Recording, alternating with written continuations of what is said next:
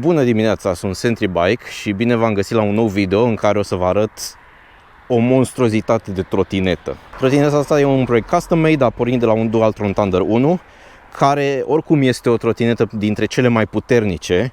Are undeva la 6000 ceva de watts peak power, motoare puternice, o baterie mare de 60 de volți cu, nu știu, vreo 40 de ampere-oră, din ce țin eu minte. Și cineva s-a gândit să ia absolut toată electronica de pe trotineta asta, să o dea la o parte și să o schimbe cu niște componente de ultimă generație. Deci vorbim de o baterie nouă cu celule LG, printre cele mai bune, de 60 de ampere-oră, care a crescut enorm autonomia trotinetei, care acum este de peste 100 de km, adică în funcție de cum mergi. Dacă mergi mai tare, probabil un 70-80 de km.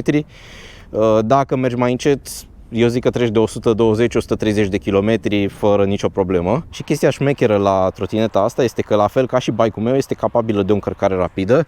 Adică bateria are aici un port XT60, iar dacă o încarci cu un încărcător rapid de, să zic, 25 de amperi, o poți încărca de la 0 la 100 în puțin peste 2 ore. Ceea ce trotinete de genul ăsta vin de obicei cu încărcătoare mici, durează încărcarea de la 5, 6, 7, chiar 10-12 ore. Deci depinde de puterea încărcătorului, dar asta e foarte mișto la trotinetele de performanță mare, pentru că au fost modificate astfel încât să nu stai să nu poți să descarci bateria mai mult de o dată pe zi. Pe lângă baterie, cum am zis, toată electronica a fost schimbată și aici mă refer la controlere, care au fost date afară din cadru, pentru că nu aveau o răcire optimă, au fost băgate aici, iar controlele vechi de Dualtron Thunder, nefiind performante și neputând să ducă o putere atât de mare, au fost înlocuite cu niște controlere pe bază de VESC, care este cel mai performant soft în momentul de față pentru tot ce înseamnă vehicule electrice, trotinete, bike-uri, monocicluri, toate chestiile astea. Iar aceste două controlere sunt băgate aici în cutia asta, au răcire cu radiatoare, deci nu cred că ați văzut sistemul ăsta cam la nicio trotinetă, și ele sunt capabile să ducă undeva la 12 kW în putere maximă. Deci gândiți-vă că puterea stock de 6 kW a lui Dualtron Thunder a fost practic dublată. Iar pe lângă o putere mai mare, controlele astea vin cu tot felul de chestii smart, cum ar fi frânare regenerativă normală și variabilă. Normal înseamnă când pui frână aici, ambele frâne au niște senzori și îți frânează constant, iar variabilă înseamnă că poți să adaugi un al doilea buton de accelerație și cu cât apeși mai mult pe el, cu atât îți frânează mai tare. Și asta e foarte mișto, adică e exact același sistem de frânare regenerativă pe care îl găsiți pe mașinile electrice, pe Tesla, și care îți și încarcă bateria în timp ce frânezi. Deci nu există pierderi, îți crește și range-ul trotinetei. Împreună cu controlerele avem un display care ne arată foarte mulți parametri ai tripului. Deci dacă îi dăm acum autură cu ea, o să ne arate ce consum mediu are, viteza maximă, viteza medie, puterea maximă în wați, temperatura controlerului, temperatura bateriei, deci sunt o grămadă de parametri aici. Și dacă te plimbi un pic prin meniurile astea aici, îți dă toate datele astea, ceea ce e foarte mișto, adică dacă ești un pic nerdy așa și vrei să vezi absolut toate chestiile, le vezi. Și aici jos avem bateria, care este aproape încărcată 100%, suntem undeva pe la 80%. Ce avem aici? Avem trip, volții bateriei, viteza average, tripul, am făcut 16 km până acum și s-au dus doar 2 liniuțe din baterie. Și în stilul în care am mers acum, bateria mai duce încă 85 de km și este destul de accurate. Deci avem undeva pe la 100 de km autonomie în stilul ăsta și sincer am mers destul de tare. Iar controlele pe VESC fiind smart, normal că se pot controla și prin telefon, au o aplicație la care te poți conecta cu Bluetooth și acolo ai mai multe moduri. Adică poți să ai un profil, poți să-ți creezi mai multe profiluri și să schimbi între ele în funcție de cum vrei să mergi. Poți să ai un profil de viteză mare, de 12.000 de W, să zicem, dacă vrei să-i dai tare, îți faci unul care să fie mai eco așa și poți să-ți faci al treilea profil care să fie limitat la 25 de km la oră. Dacă vrei să mergi încet, legal, dacă vrei să n-ai nicio problemă. Și schimbi, e foarte ușor, îți scoți telefonul, schimbi acolo profilele în timp real și e foarte convenabil așa să muți între modurile astea. În continuare, avem aici două motoare, care sunt motoarele stock de Thunder, care e foarte mișto la ele că duc o putere foarte mare, în sensul că chiar dacă a fost dublată puterea, ele n-au nicio problemă, nu se supraîncălzesc și se descurcă de minune la puterea și la viteza pe care o are acum trotineta. La cei 12 kW pe care îi are, motoarele dezvoltă undeva o viteză maximă de 111 km la oră când e bateria încărcată full și cam în orice condiții duce peste 100 de km la oră. Iar fiindcă a fost mărită puterea trotinetei, s-au înlocuit și cablurile de fază de la care intră motoare. Au fost înlocuite cu cabluri multifilare de AVG13, deci tot ce înseamnă cabluri de pe trotineta asta sunt multifilare, sunt cele care se îndoaie foarte mult și pot să ducă o grămadă de putere. Pentru că sunt groase, nu se încălzesc. La atât de mulți amperi cât trage chestia asta, e necesar să ai așa ceva. Pe motoare avem montate niște roți tubeless de curse. Sunt cauciucuri PMT Italia și partea foarte mișto la ele este că dacă ai vreo pană, dacă ai vreo problemă, dacă vrei să schimbi cauciucul, este foarte ușor de dat jos, pentru că pe firele care ies din motor ai niște conectori bule de 6,5 mm care sunt foarte aproape de motor. Deci sunt foarte ușor de conectat, să scoți roata, faci o pană, timp cauciucul dacă vrei și îl bagi imediat la loc. Deci nu trebuie să scoți toate firele din ea și să desfaci toată trotineta și să mai știu eu ce. Iar elastomerii au fost schimbați recent, avem roșu pe spate, albastru pe față și suspensia se simte foarte bine și e foarte confortabilă. Acum că am vorbit de putere, de autonomie și de toate chestiile astea și de viteză foarte mare, trebuie să și fii capabil să oprești trotineta repede. Deci avem niște frâne hidraulice pe disc de la Magura, cu plăcuțe race care sunt metalice. Frânele astea opresc foarte puternice și pe lângă asta sunt combinate cu frâna electrică de motor. Deci, cum v-am zis înainte, sunt niște senzori pe frână și odată ce acționa manetele, intră frâna de motor care te ajută foarte mult la frânare. Discurile sunt din nou discuri de calitate de la Magura, printre cele mai mari discuri care intră pe roțile astea și vreau să zic că frânează excelent. Deci asta e printre cele mai importante chestii pe care trebuie să le ai pe un vehicul atât de puternic. Deci dacă nu e frânarea pusă la punct, nu e deloc în regulă. Încă o chestie care îmi place la trotineta asta este sistemul de lumini de pe ea, care a fost totul integrat și tras din bateria principală. Deci nu ai nicio treabă să stai să încarci luminile separat, ci totul este conectat printr-un step-down de 12V și tras din baterie, adică atâta timp cât ai bateria încărcată și ai putere, restul de lumini merg. E foarte mișto că ai faza scurtă, care e galbenă. Cu asta, faza lungă, poți dai și flash-uri, dacă te enervează vreun șofer. Și piesa de rezistență sunt cele două claxoane care sună fenomenal. Deci nu cred că sunteți pregătiți. Zici că a venit marfarul. Doamne. Deci cred că fac infar șoferii dacă te enervează și le dai un claxon. Și încă o lumină. Deci avem lumina de stop, care odată ce acționezi maneta de frânare, avertizează și ea pe cei din spate că ai pus frână. Bun, cred că am vorbit destul, adică oricum are o grămadă de tehnologie pe aia trotineta asta. Hai să o luăm și la un test să vedem cum merge.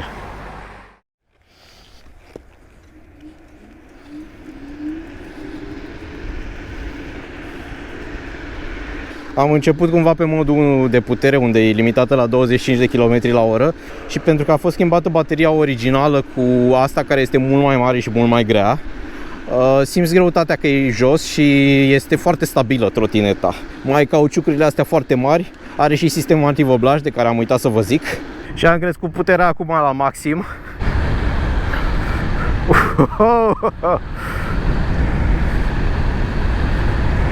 Mamă, deci deja am 50 de km la oră și simt ca și când aș avea 20. Atât de solidă se simte. Foarte mișto, foarte mișto.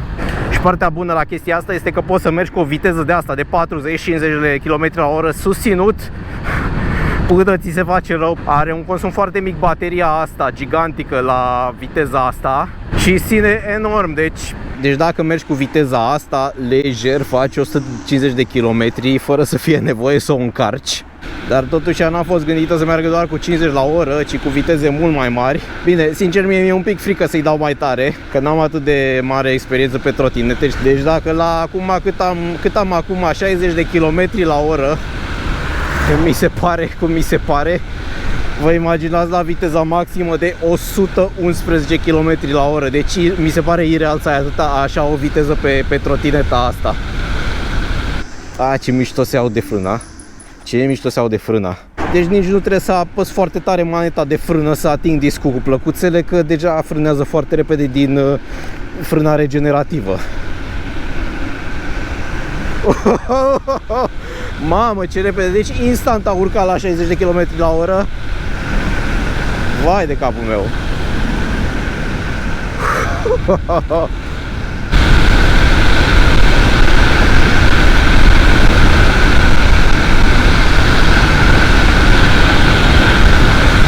Deci vreau să zic că până acum m-am plimbat cam un sfert de oră pe ea. Nu se vede pe cameră, dar sunt absolut cu gura până la urechi.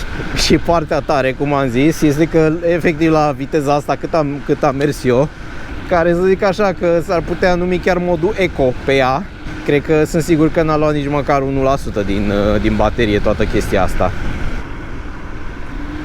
Hai să-i dăm tare acum că ne așteaptă ăsta.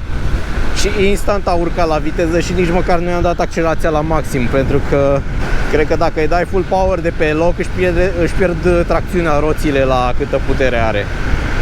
Uita, și mă țin după mașinile astea, adică dacă vreau pot să o și depășesc. Foarte mișto. Deci am început cu 2 liniuțe de baterie lipsă. Acum tot cu 2 lipsă s-au dus. Deci cum ziceam, nu s-a pierdut deloc. N-am pierdut nici măcar foarte puțină autonomie de pe ea. Hai să o admirăm un pic, că a venit noaptea. Asta e faza lungă.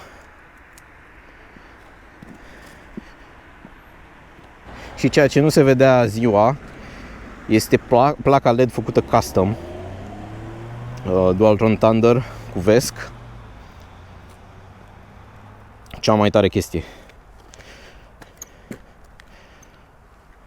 Și nu știu cât de bine se vede, dar îmi place foarte mult la farurile astea că sunt direcționale.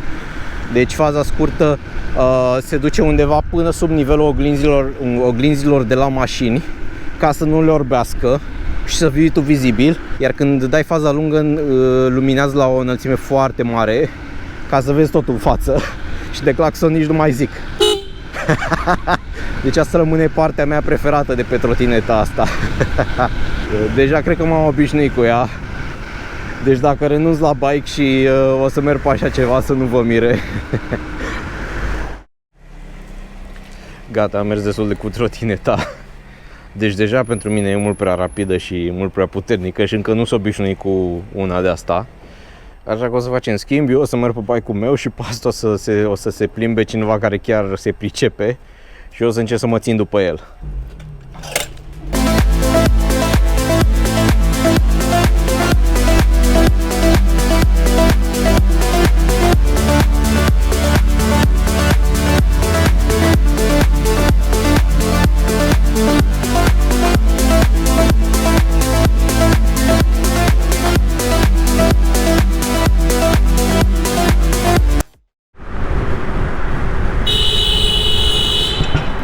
Cu draci ai pus claxonul ăla.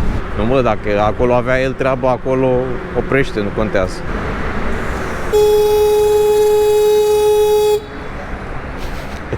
Deci tu.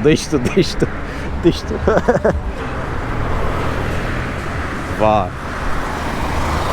Cred că am trecut pe roșu.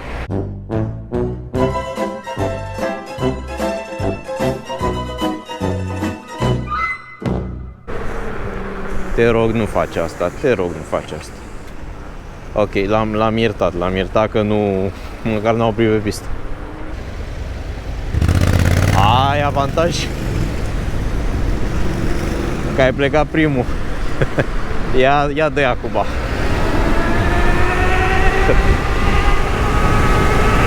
Mamă, cred că am 80. Hai de capul meu. Caută și pe asta. Ce faci, Pisi? Deci eu în linie dreaptă nu mă pot ține după tine. Mamă, deja ai dat.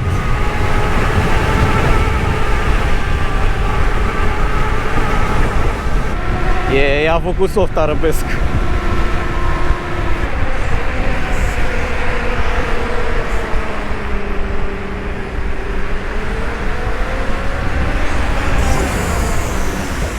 Ce țeapă mi-am luat? Ce țeapă mi-am luat? M-am pus la o coadă de asta lungă. Ce a făcut, mă? S-a stricat tramvaiul? 38 de kilometri și s-au dus 4 liniuțe. Da, tu mergi până apoi mâine cu ea. N-ai nicio treabă. Am prins și roșu. Cu efect. Scârț! Da. Și cât adâra am lăsat după mine.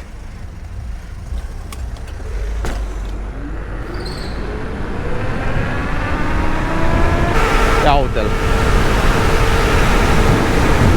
Deci eu sunt cu acelația la maxim, nu te prind. Cred că trebuie să o încarc și eu cu curent premium ca să meargă ca ta, așa de tare. N-am field weakening, n-am nebunii de ale tale de softuri, chestii, draci. Și acum aici la 100 de grade motorul meu.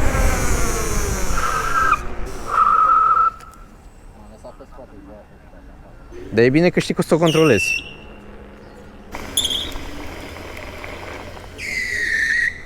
Hai, înainte de încheiere, hai să facem și noi o liniuță, să vedem cum trage. Suntem amândoi undeva pe la jumate de baterie, eu chiar mai puțin. Comparăm trotinetă, 12.000 de W putere maximă, bicicletă 12.000 de W putere maximă. În teorie ar trebui să fie la fel. Aia are viteză un pic mai mare, care e un controlor mai șmecher, cu funcții, chestii nebunii. Da, chiar sunt curios cum se descurcă. 1, 2, 3. Băi, ești nebun, ce mă faci? Mamă!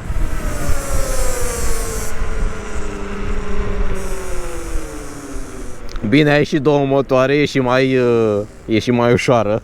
Bun, ăsta a fost review-ul. Deci absolut o bestie de trotinetă, 12.000 de W, peste 100 și ceva de kilometri la oră. Nu e pentru oricine, dar dacă căutați performanță maximă, ultima tehnologie de software pe ea și motoare foarte puternice, asta este o variantă foarte bună. Este de vânzare, o să las link-ul în descriere. Băi, mulțumesc foarte mult pentru că m-ai lăsat să mă dau pe ea. Deși nu mi-a fost frică, n-am putut să-i dau maxim, dar cine știe, poate dacă o să-mi iau și o trotinetă și mă obișnuiesc, la un moment dat o să trec de 70, 80, 100 la oră. Da, o să vină și vremea aia. Bun, asta a fost clipul, ne vedem în episodul următor. Hai!